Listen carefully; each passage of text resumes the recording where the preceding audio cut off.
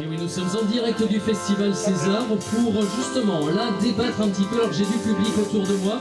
Mesdames, messieurs, faites-vous remarquer par vos applaudissements. Merci à tous de votre applaudissement, s'il vous plaît. Voilà, il y a du monde, je vais mettre les micros là-dedans.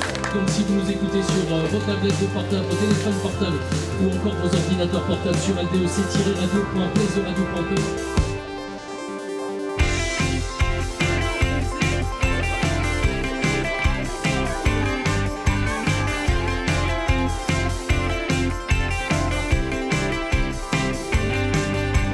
Il y avait une actualité qui est de plus en plus brûlante, c'est la question du devenir du climat sur la planète.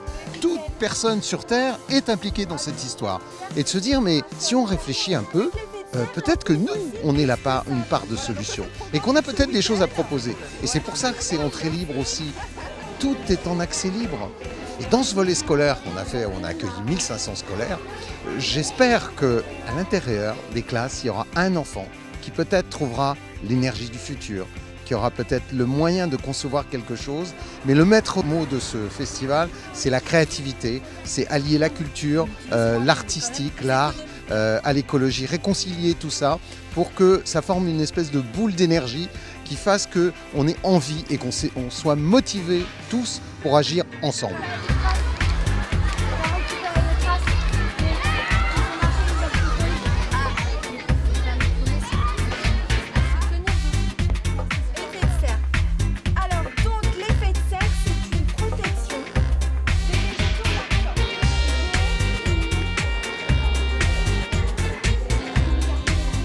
Dessiner. La mer. La mer. Ah oui. Est-ce que c'est important de garder la mer? Oui. Si on ne voit pas pendant très longtemps, on va avoir très chaud et on peut mourir. Voilà. Ça veut dire aussi il y a plus de... Et qu'est-ce qui vit dans la mer d'après vous? Et est-ce qu'on en a besoin? Oui, On en a besoin des poissons. C'est... Pourquoi c'est important le dragon pour toi? Dessiner un arbre. Bah parce que dedans il y a des fruits et légumes qui poussent dedans et des fois il y a des nids d'oiseaux et voilà pourquoi c'est fragile. Où il fallait écrire sur des cartons ce qu'on pensait qu'il fallait faire pour la planète. Bah moi j'ai écrit qu'on devait dire non à la pollution. J'ai écrit il faut préserver la planète. Tu fais quoi justement au quotidien pour bien polluer? Je mange et je jette à la poubelle. Je jette pas des déchets par terre. Je vais aux toilettes. Comme tout le monde. Le nom de la plante et sa famille. Qu'est-ce qu'il y a fini là? Tiens, l'aubépine là-bas. Le rame ou non du rame? Éléments qui vont prendre en exactement. La voile, c'est le bateau qui a la voile. Non, de ici.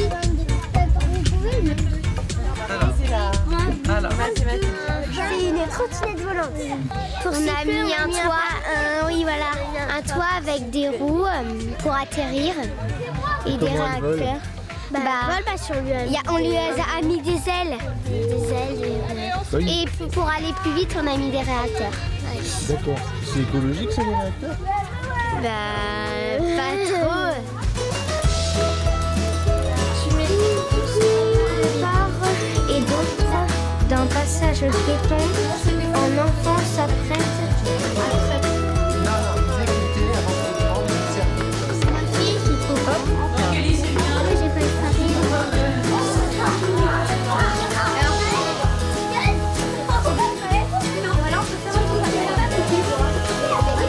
Et ça qui est d'habitude, vous en faites quoi? Normalement on les utilise là, mais là c'était pour le plaisir, donc on a fait une fleur. C'est pour le recyclage. Maintenant les sacs plastiques, tu vas les jeter, tu vas les garder? S'il y en a qui sont percés, je vais essayer de faire des fleurs.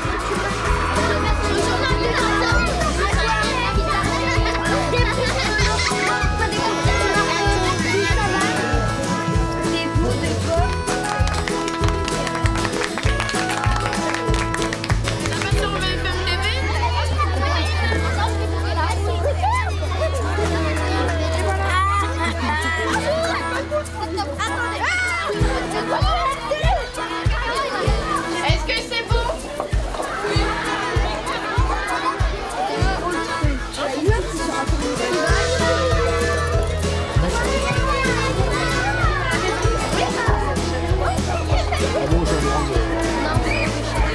Vous avez eu combien de déchets les enfants? Allez, on refait celui-ci.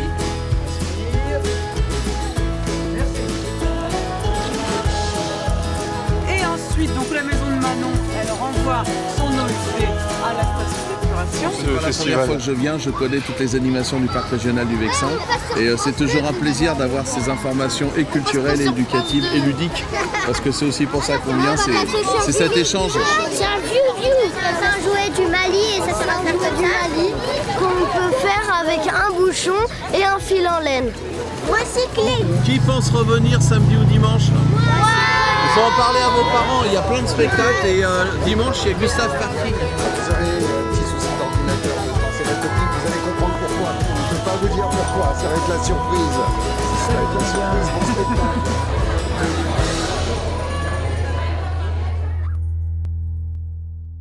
Je vous souhaite un excellent spectacle, monsieur Gustave Parking. Ouah, ça fait du bien de gueuler un petit peu, hein. Il y a des gens qui sont encore en retard. Est-ce que vous pouvez faire une autre saison? On a l'impression que c'est commencé depuis 2 heures. Allez-y. Une autre. Je vous remercie d'être resté 2 heures avec moi. J'espère que vous avez bien rigolé. Rentrez bien chez vous. Bonsoir. Alors pour ceux qui ne me connaissent pas, je vous explique mon spectacle effectué avec des objets simples et récupérés. C'est une manifestation formidable. Il y a beaucoup de choses intéressantes. On vient de voir un spectacle merveilleux. On a vu Gustave Parking, qui est un humoriste fabuleux. Il ne faut pas rater, il faut aller le voir absolument et se soutenir. Voilà. Gustave Parking, c'est le roi du réemploi. C'est quelqu'un qui, pour moi, compte beaucoup parce qu'il a sa manière de dire les choses, de les faire avec humour, mais en même temps, c'est très philosophique aussi. Si je représente une idée quelconque qui est au niveau de l'écologie, ça me fait hyper plaisir qu'une association écologique m'invite. Ça veut dire que je suis un peu dans le vrai. Et puis je trouve ça vachement bien, tout ce qui est la consommation locale. Moi je recycle les mots, je recycle des arbres parce que j'ai une forêt aux Antilles dont je m'occupe. Donc je trouve ça qu'il faut recycler tout. On a accueilli des spectacles aussi qui ne parlaient pas seulement d'écologie, mais qui en fait nous parlaient aussi d'humanité et toujours avec cette conscience de l'humour et du rêve.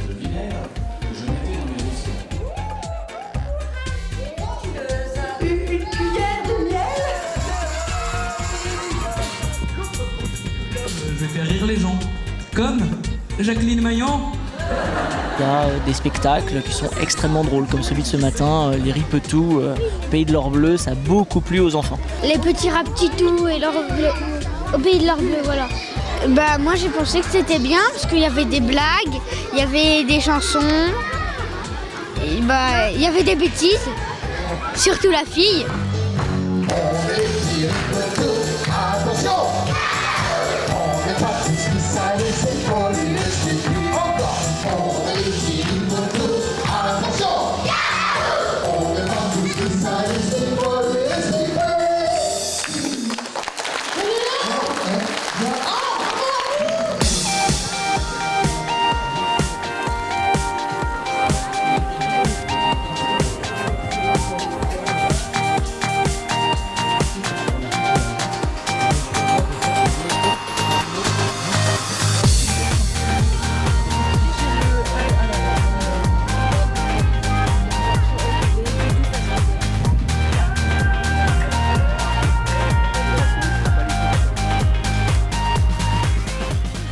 C'était foisonnant, il y avait tout pour faire la fête, il y avait effectivement des ateliers créatifs, il y avait des associations locales, il y avait Greenpeace, des ONG, il y avait des artistes, des gens qui ont apporté leur éclairage mais en même temps qui se sont tous prêtés au jeu. C'est une atmosphère assez sereine, assez sympa, conviviale, c'est aussi ludique, les enfants on peut les laisser marcher sans risque de les perdre ou de les voir faire des bêtises. Et je pense que ce cadre ici, pour le camp de César, c'est magnifique pour ça, parce qu'on est dans une espèce d'îlot de verdure et qu'on est en plein dans cette nature, donc du coup c'est propice à ce que chacun puisse un petit peu échanger.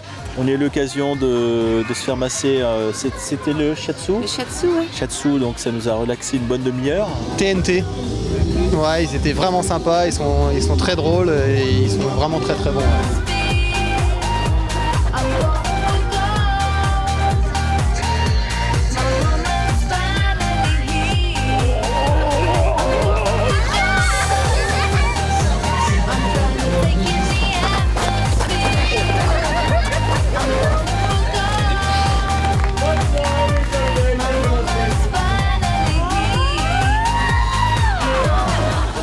l'ambiance, on se promène dans les allées, on voit des animations, des spectacles, de la bouffe bio, que des gens sympas. On a fait tout un village des producteurs locaux. Pourquoi acheter une pomme qui vient de Chine alors qu'on a un producteur qui est à 1 km? C'est juste une question de comportement et c'est pas difficile quoi. Ouais, on a fait quelques emplettes, ouais. On a acheté un peu de nourriture et puis des doudous pour les enfants. Est-ce que vous passez déjà une bonne journée? Oui. Oui. Qu'est-ce qui vous a le plus plu? Le spectacle. Lequel? Quel spectacle? Si avec les pingouins. Après on arrive, on est à fond. C'est fragile et pingouin libéré. Tu sais, c'est pas si facile, ne nous laisse pas tomber. On est si fragile et pingouin libéré. Tu sais, c'est pas si facile, ne nous laisse pas tomber. Elle est si fragile et pingouin libéré. On est si facile, ne la laisse pas tomber. On est si fragile et pingouin libéré. C'est pas si facile.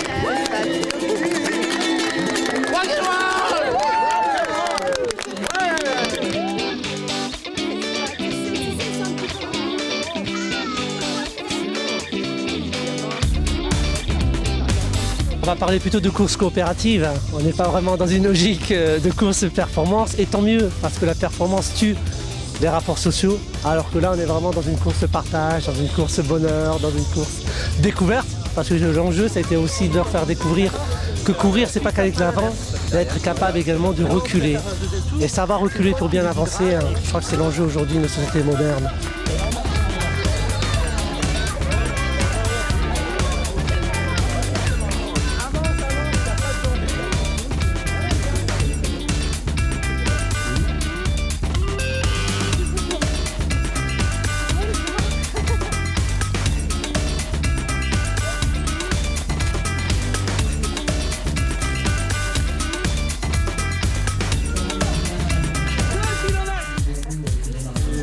C'est bien cette petite course? Ouais, ça va, ouais. C'est bizarre de courir en arrière, mais bon, pourquoi pas. La confiance s'est installée rapidement? Oui, la confiance ça va, mais c'est plus on va pas vite quoi. Voilà. Mais oui, alors courir avec un marathonien d'extrême? Bah ouais, on l'a pas vu, on l'a semé en fait. Je sais pas où il est perdu dans les bois. L'aspect sportif de Malek, mine de rien, c'était une symbolique par rapport au fait de se bouger. À partir du moment où on devient dynamique, il y avait cet aspect-là. Et puis la deuxième chose, c'est que Malek, il a vécu des choses sur la banquise qui est simplement incroyable. Ça veut dire le fait de pouvoir se dépasser. L'être humain a cette capacité de se dépasser. On vous a pas vu, hein? Ah mais j'ai accompagné, comment ça m'avait pas vu? Être parrain, je crois que c'est surtout savoir donner de son temps, déjà, être disponible, être dans le partage et essayer d'apporter modestement ce sur quoi je peux apporter, comme la part de rêve, la transmission, croire en soi, ce que j'ai essayé de faire hier, en tout cas devant le public des jeunes. Et après, être parrain, je pense que tout le monde est parrain, on est parrain de la Terre. Donc là, il y a juste un titre honorifique, mais franchement, je suis un parmi tous les autres.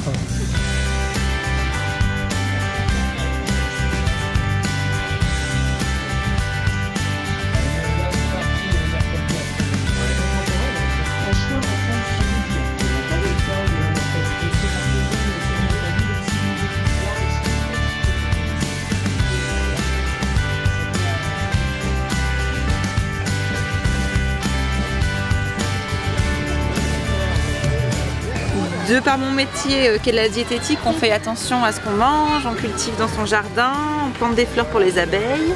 Non ma chérie? On a aussi beaucoup de progrès à faire. Voilà, il faut être très honnête de ce point de vue-là.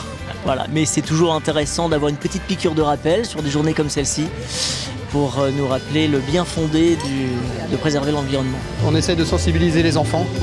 Principalement, nous, on n'a pas vraiment été sensibilisés par nos parents, c'est tout le contraire même.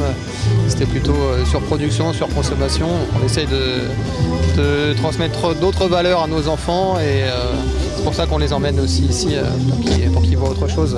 Voilà, après, on a nos contradictions. Hein. Dès que tu pètes dans la rue, tu pollues quelque part. Non mais c'est vrai. Ce qui nous plaît, je pense, c'est l'engagement. Voilà, l'engagement et puis l'idée de sensibiliser l'ensemble des personnes à la protection de la planète et devenir plus humains et solidaires entre nous. Voilà. C'est assez à l'échelle humaine encore, donc c'est ce qu'on recherche aussi. proche de la nature, Les arbres. avec des considérations où en fait on va se dire réduisons notre empreinte environnementale, mais aussi respectons les autres par rapport aux nuisances qu'on peut porter au niveau sonore, olfactif, etc. Et puis les arbres ici, Vas-y. Les arbres ici, quoi? ils sont beaux. Ils sont beaux. Ça fait 30 ans que je le dis. Quelle que soit ta passion, quelle que soit ta religion, si ton ciel peut t'attendre, la terre ne le peut plus, s'amuser à la défendre est une urgence absolue. Je pense que cet aspect éducatif et festif, et c'est vraiment le cœur du festival, mais ça veut dire que des institutionnels doivent nous suivre, nous continuer à nous soutenir, sinon on n'arrivera pas, effectivement, on n'est rien tout seul. Mais c'est essentiel, sinon on retombe dans un aspect un peu commercial, et ça on veut éviter parce que c'est pas du tout le but du festival.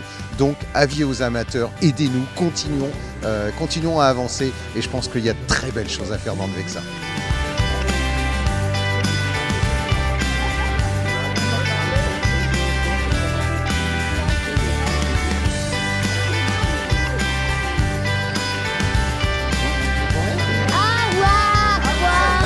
À l'année prochaine. Merci beaucoup.